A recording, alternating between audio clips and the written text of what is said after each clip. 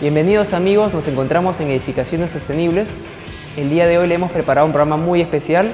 Vamos a tratar sobre el vidrio en la arquitectura. Un material no es malo por sí mismo, sin embargo, puede ser un inconveniente si es que no se ha tomado en cuenta los pros y los contras del mismo. Lo que vamos a ver el día de hoy no son malos ejemplos porque creo que no es el caso. Sin embargo, sí vamos a analizar las propiedades de este material y cómo a través de las épocas se ha utilizado. Además, vamos a hacer una entrevista a dos alumnas de la UNI, las cuales han hecho una investigación muy interesante acerca de la transmisión térmica con mica y sin mica en los cristales, porque en la actualidad se está vendiendo este elemento como algo que soluciona un problema de orientación. Ya veremos si es suficiente o no. Por otra parte, el día de hoy vamos a tener una secuencia que va a ser permanente en todos los programas, denominada herramientas tecnológicas. Entonces, los invito a que vean este programa que va a estar muy interesante.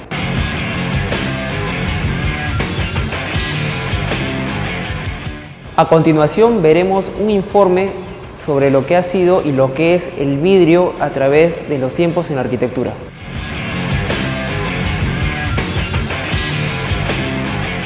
El vidrio es un material inorgánico, duro, frágil, transparente y amorfo que se usa para hacer ventanas, lentes, botellas y una gran variedad de productos. El vidrio es un tipo de material cerámico amorfo. El vidrio es conocido desde la antigüedad y fue usado en ornamentos. En las catedrales románicas y góticas lo encontramos en la forma de vitrales.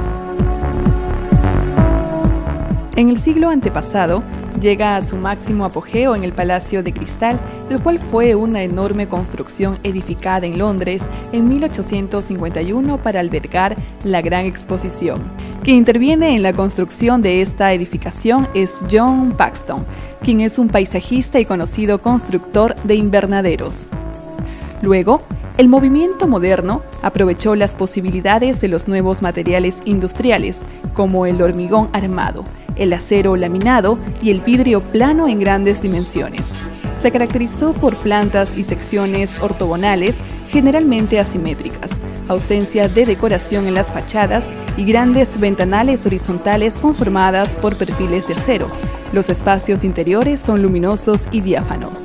Gran parte de este legado es usado en muchas construcciones hasta la actualidad.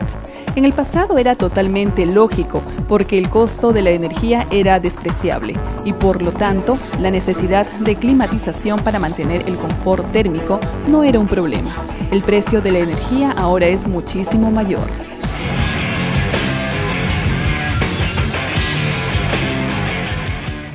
Como hemos visto en el informe, el vidrio ha sido conocido desde la antigüedad. Es necesario, ha sido usado y seguiremos utilizándolo porque es la forma de cómo nos relacionamos con el exterior. Las edificaciones necesitan tenerlo. Ahora, ¿cuánto y cómo? Va a ser algo que los arquitectos tenemos que saber plantear. Ahora hacemos una pausa y regresamos con Edificaciones Sostenibles.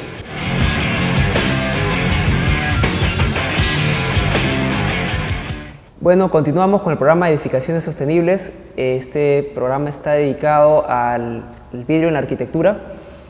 Para ello, nos vamos a centrar en el día de hoy y en este momento a entrevistar a dos alumnas de la Facultad de Arquitectura de la UNI, las cuales han hecho un trabajo muy interesante sobre la transmisión térmica en los cristales. Han hecho un experimento con micas y sin micas. Creo que está de más decir, la mayoría de los arquitectos conocemos, y bueno, los que no se enterarán en este momento, de que se expenden en el mercado unas micas que evitan o las venden diciendo que evitan la transmisión térmica. Ahora, ¿qué tanto esto es cierto? Entonces, hay una investigación que han hecho estas señoritas que voy a presentar a continuación, los cuales nos van a demostrar una idea de qué tan efectivas son. Bueno, damos la bienvenida a Rosa Díaz y a Ana Fernández, las cuales han hecho un trabajo muy interesante, sobre el cual voy a preguntarles, ¿no? Ante todo, bienvenidas al programa Edificaciones Sostenibles. Bueno, chicas, entonces, Cuéntenos en principio cómo fue la experiencia, cuál fue el procedimiento. A ver, no sé, Rosa, Ana. Ya, bueno, queremos dejar en claro que el procedimiento que seguimos fue más que todo empírico, ¿no? Básicamente el proceso se trató de... Teníamos dos cajas blancas, o sea, pintadas de blanco tanto en el interior como en el exterior. Ambas no tenían ni base ni tapa, ¿no? Entonces las colocamos en un lugar donde el sol estuviera al máximo y sobre todo despejado, libre de sombra. Luego la tapa vendría a ser los cristales con los que hicimos el experimento y a los cuales a uno le habíamos adherido la lámina de protección solar y la otra estaba libre de ella. Así que dejamos que pase 5 minutos más o menos y después de ese lapso de tiempo destapábamos estas cajas y medíamos con el termómetro de temperatura superficial. Entonces nos daba ya ciertas temperaturas, ¿no?, que íbamos registrando. Esto fue más o menos repetitivo, este proceso, por casi seis veces más o menos, y al final de eso ya pudimos obtener nuestros cuadros, los datos, las diferencias y sobre todo los resultados tanto teóricos como experimentales. Sí, porque tengo entendido que esta lámina es vendida con un porcentaje o tiene un número, creo, con el cual de alguna manera se le caracteriza como que evita una cantidad de porcentaje, ¿no? Y respecto a las conclusiones, más o menos, es que se relaciona con lo que, o la forma como lo venden, el número que dicen, o están muy lejos de eso. Desgraciadamente no, ya que cuando fuimos a adquirirlas, en la misma página nos brindaban una información de un cuadro de datos y decía que la lámina tenía una protección de un 36%, pero a la hora de analizarla no pasaba ni del 3%. Es decir, nosotros realizamos este experimento varios días. Nos dimos cuenta que era mejor en un lapso desde las 11 de la mañana hasta la 1 de la tarde, porque el sol tenía mayor incidencia, pero igual de esa manera había una pequeña variación, ya que hicimos estas mediciones en las cajas paralelamente. Igual no había más que en una óptima inclinación del sol, una diferencia de 4 grados nada más. O sea, sí llegaba a haber en todos los casos una diferencia, pero no era la que de alguna manera se promocionaba en los panfletos, en los folletos, ¿no? Bueno, sí, es que de alguna manera tenemos que tener en cuenta los arquitectos que el tema de la orientación no puede ser suplido por otro elemento. De alguna manera ya estamos viendo con lo que están diciendo tanto Rosa como Ana, y bueno, el grupo fue bastante mayor, pero hemos tomado o han venido en representación del grupo ellas, y hemos visto de que, recalco, los arquitectos no podemos supeditar nuestros, bueno, no sé si decir errores, pero sí de alguna manera nuestros problemas de no haber elegido una buena orientación o no haber visto la forma de disminuir la radiación solar directa con otros elementos como son estas micas, ¿no? Que definitivamente que ayudan. Lo mismo nos están comentando que disminuyen, sí, es cierto, lo hacen, pero no en el rango de lo que necesitamos para poder decir que hay una mejora, ¿no? Entonces, las conclusiones creo que las tienen también en una página web, creo, o en un blog. A ver, cuéntenme. El blog es www.arc.blogspot.com. Ya vamos a ponerlo entonces, mientras estamos hablando en este momento, que lo pongan en la parte de abajo de la pantalla, para que todas las personas que quieren encontrar información a detalle puedan verla en forma directa, porque hay una serie de tablas, una información muy interesante. Hay que recalcar que aunque no tiene un esquema normativo, porque creo que tampoco encontraron que haya una forma estandarizada de hallar esa disminución, ¿no? Sin embargo, lo interesante es que utilizaron los equipos de la misma facultad y lograron deducir de una manera muy pragmática qué tanta mejora existía, ¿no? Entonces, No sé si quieran agregar una información adicional. De todas maneras, mientras hemos estado hablando, han visto también imágenes del experimento que ya se han hecho. Muy interesante, por cierto, ha sido sobre, como han visto, sobre el piso. Era una superficie de concreto y han podido medir las diferencias de temperatura en ambos casos, tanto con mica y sin mica. El cristal es un elemento que no es ni bueno ni malo, va a depender de cómo se use, tal como lo hemos dicho en la primera parte del programa. Entonces van a haber casos muy emblemáticos donde se ve una propuesta muy interesante, como otros en los cuales no me atrevería a decir que son malos, pero sí que de alguna manera descuidan el criterio. Y chicas, ¿ustedes qué conclusiones adicionales toman de la experiencia respecto al hecho de las micas, que son adecuadas, que mejor sería poner dos? ¿Alguna conclusión adicional respecto a eso? Creo que ya más que, o sea, ya hemos comprobado, ¿no?, que estas micas no son tan efectivas como las promocionan, ¿no? Y más que eso, como usted dijo, ¿no?, debemos de centrarnos en un adecuado diseño que den a nuestras edificaciones, ¿no?, más sostenibilidad, pues, ¿no?, para poder hacer un uso racional de energía, sobre todo. Sí, pues, porque como bien ha dicho Rosa, hay un tema muy importante, y es que en la medida en la cual haya mayor penetración solar en los edificios, sobre todo las oficinas, que son los que suelen tener un revestimiento, un envolvente de cristal, es de que el espacio interior, por efecto invernadero, se va a calentar. Y el problema no es en invierno. En Lima el problema no es más que en verano. Y el verano, aunque no es tan intenso como en otras latitudes, definitivamente sí puede generar un problema de sobrecalentamiento el hecho de que hay una penetración solar sin ningún tipo de disminuciones, de elementos que mitiguen ese efecto, ¿no?, tan intenso. Y ustedes consideran, no han hecho todavía más experimentos respecto al uso de otros elementos que disminuyan la radiación, se han centrado en esa parte, creo, ¿no? Me permite, ya el vidrio de por sí también protege un poco de la radiación solar, pero o sea, nosotras nos centramos como grupos más en comprobar la eficiencia de estas láminas, ¿no?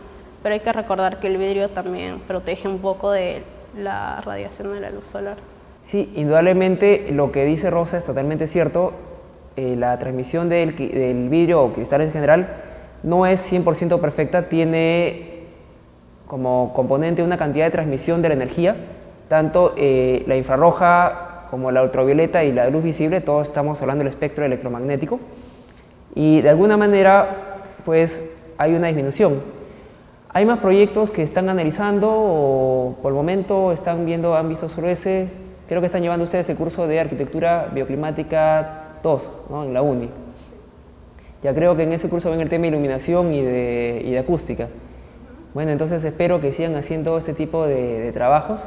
Son muy importantes. La investigación aplicada en toda la Facultad de Arquitectura es necesario, porque eso es lo que va a dar la pauta para que los estudiantes, cuando ya luego sean profesionales, se den cuenta de qué tanto puede mejorar una idea tan solo por una venta de un elemento, ¿no? En este caso no disminuimos el criterio o la idea tan buena que puede ser que se cuenten con este tipo de elementos.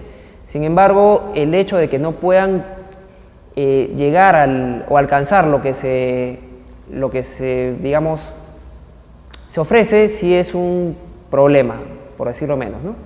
Bueno, entonces les agradecemos a las señoritas, a Rosa y a Ana, su presencia.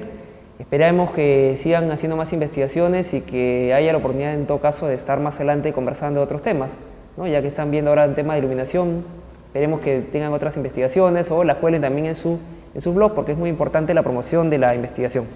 Les agradecemos mucho a las señoritas aquí presentes, alumnas de la Facultad de Arquitectura de la UNI.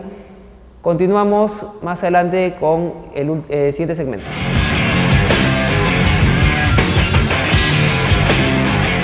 Continuamos con edificaciones sostenibles. Hemos preparado un segundo informe para ustedes referido al uso adecuado del vidrio. por supuesto, tienen que tener en cuenta de que el vidrio por sí mismo no es una solución, sino que es parte de todo un partido, de todo un planteamiento. Entonces veremos a continuación un informe que va a dar algunas pautas de ello. Un ejemplo internacional del uso interesante del vidrio en la arquitectura se construyó a finales del siglo pasado con el edificio del Commerzbank de Frankfurt. Es necesario precisar que es un partido arquitectónico que involucra un planteamiento, no es solamente el vidrio por el vidrio. La planta es una forma casi triangular que concentraba los servicios y circulación en las aristas, usando los lados para la distribución de las oficinas. En el centro hay un espacio abierto a una superficie acristalada, distribuida cada 4 pisos, la cual permitía contar con iluminación y ventilación natural. El edificio contaba con una triple piel de cristal. Cuando se prevé el uso del cristal, se pueden hacer invernaderos adosados, los cuales implican el calentamiento inmediato del espacio. En la Sierra del Perú es muy adecuado porque la temperatura del aire es baja y la radiación solar alta. También se puede reemplazar el cristal por polietileno transparente, sobre todo cuando la finalidad es lograr efecto invernadero y calentamiento inmediato de los espacios. Por ejemplo, las viviendas intervenidas por el Ser Uni trabajaron con este sistema.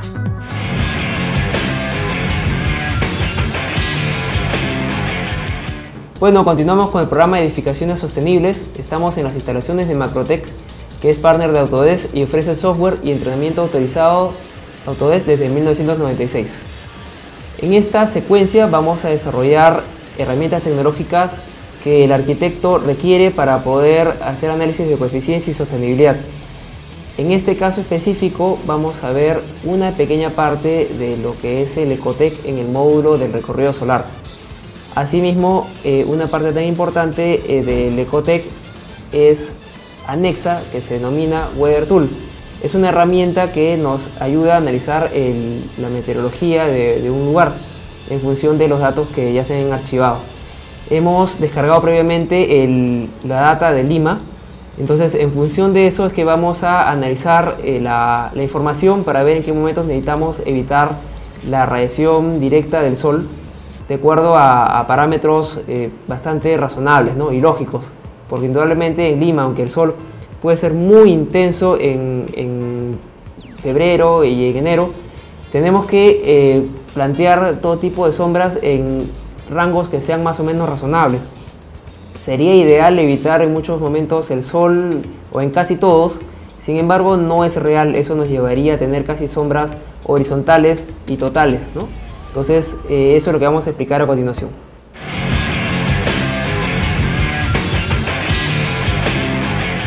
Lo que estamos mostrando a continuación es el Weather Tool. Es una herramienta que trae el paquete de Autodesk Ecotec Analysis y nos sirve para visualizar la meteorología, los datos meteorológicos de un lugar. En este caso lo que hemos hecho es descargar la información de Lima, que se encuentra en la página web de Energy Plus, y lo que hemos continuado es transformándola al formato UEA, que es el que lee o analiza el Ecotec. Lo que estamos viendo es, en este caso es todo un resumen de la meteorología, y luego podemos analizar a más detalle las proyecciones solares, el análisis del viento, ya sea por frecuencia, los datos de radiación solar, y aquí es donde de alguna manera nos podemos ir deteniendo. Por ejemplo, en este recuadro lo que estamos viendo es la temperatura en Lima y de alguna manera también la radiación. Y aquí lo que estamos viendo en esta parte que está con líneas amarillas es que la radiación en Lima entre mayo y casi septiembre, entre fines de mayo y hasta inicios de octubre, la radiación solar es mínima. Por lo tanto, concluimos de que lo que tenemos que evaluar o lo que tenemos que evitar es la penetración solar, sobre todo en los meses desde diciembre hasta casi abril. Entonces ahí ya nos estamos dando cuenta de la necesidad de evitar la radiación en ese lapso de tiempo. Y más aún, si damos cuenta, la temperatura también en esos momentos es relativamente alta, está fluctuando en algunos momentos, bueno, casi en 20 y llegando a algunos picos hasta 30. Entonces ahí concluimos de que definitivamente en Lima necesitamos evitar la penetración solar, como dije, entre la quincena de noviembre y bueno, y nos podemos extender y llegar a decir de que hasta abril. Ya en mayo la temperatura es ligeramente menor y aunque la radiación es un poco alta, ya hasta resulta un poco beneficiosa. Con esa idea nosotros nos podemos ir al análisis propiamente del Ecotec. Con el Ecotec podemos hacer las simulaciones teniendo en cuenta la información de los recintos que queremos deducir o queremos analizar. En este caso, por ejemplo, hemos hecho un recinto de 5×7. Le vamos a instalar algunas ventanas simplemente para hacer el ejemplo. Vamos a eliminar aquellas que no nos sirven.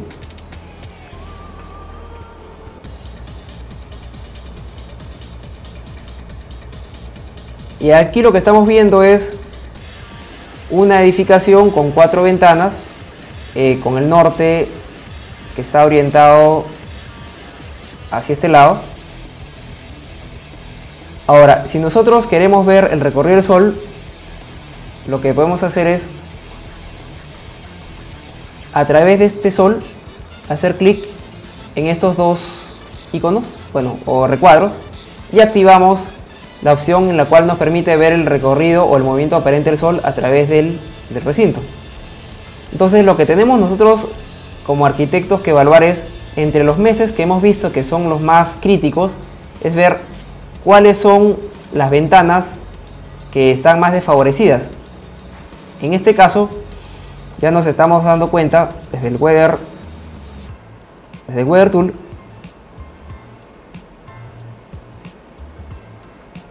de que entre abril y hasta incluyendo diciembre y noviembre, ¿no? Desde noviembre, diciembre, enero, febrero, marzo hasta abril tenemos un problema con el Sol. En el caso de Lima, gran parte de ese tiempo el Sol va a estar orientado hacia el sur. Entonces vamos a ver que nuestro mayor problema será en las ventanas que están en el sur y de alguna manera en el este y en el oeste. Tal como podemos deducir poniendo quizás la información desde enero, por ejemplo, del 8 de enero, y vemos cómo es la penetración solar.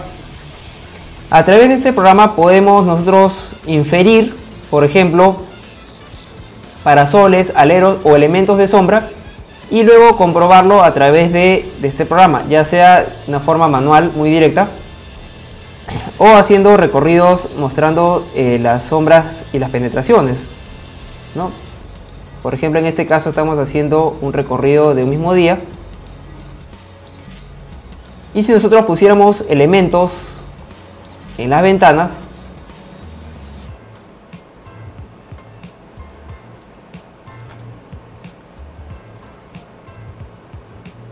en este caso vamos a hacer un elemento muy sencillo y como vemos también se actualiza la vista en 3D y podemos ver si es que está funcionando o no nuestra edificación. Si llevamos el Sol al punto más extremo, estaríamos hablando de que es diciembre. De repente en el 21 de diciembre vamos a actualizar un detalle acá. Vamos a cargar la información de Lima, lo actualizamos. Lima, Perú, obviamente. Aunque también tenemos un Perú en Nebraska, pero en este caso nos importa Lima en Perú, no en Ohio. Y estamos viendo en este caso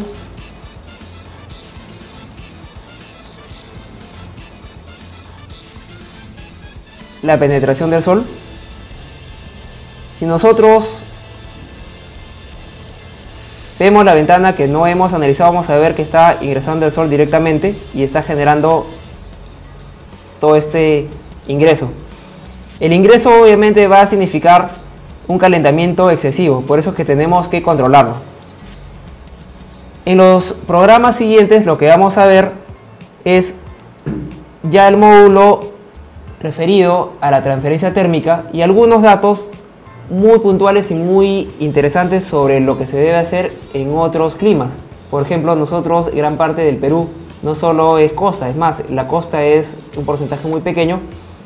Sin embargo, son en estos lugares donde se concentra gran parte de la población, pero no por ello implica de que no haya que tomar en cuenta las otras partes del Perú que son tan importantes. Tenemos, por ejemplo, Arequipa, Cusco, que tienen una gran radiación solar y, a diferencia de Lima, tienen que lograr la ganancia solar sin que haya deslumbramiento.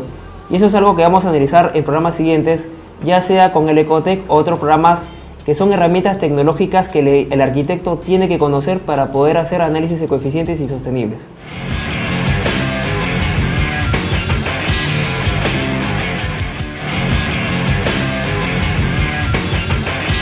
Estimados amigos, el día de hoy hemos tenido un programa muy interesante. Hemos evaluado algunos aspectos muy básicos acerca del vidrio.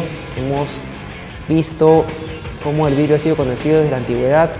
Lo hemos utilizado desde la época de la arquitectura moderna hasta la actualidad y lo seguiremos usando porque es necesario. También hemos visto de que lo que podamos ponerle sobre el vidrio no es necesariamente una solución que suponga ya corregir un problema de orientación o problemas más delicados como es el hecho de una penetración solar directa muy intensa. Además, en el segundo informe hemos visto ejemplos muy interesantes, pero que ustedes van a tener que saber contextualizar. Tienen que tomar en cuenta que esto ha sido realizado en el caso del edificio Renzo Piano en Frankfurt, en otra latitud. Sin embargo, ustedes deben de quedarse con el hecho de que un buen planteamiento implica que pueden lograr la ecoeficiencia. Y la ecoeficiencia es la sostenibilidad. Entonces, amigos, les agradezco mucho que hayan compartido con nosotros el programa de hoy. Conmigo será hasta la siguiente oportunidad. Muchas gracias.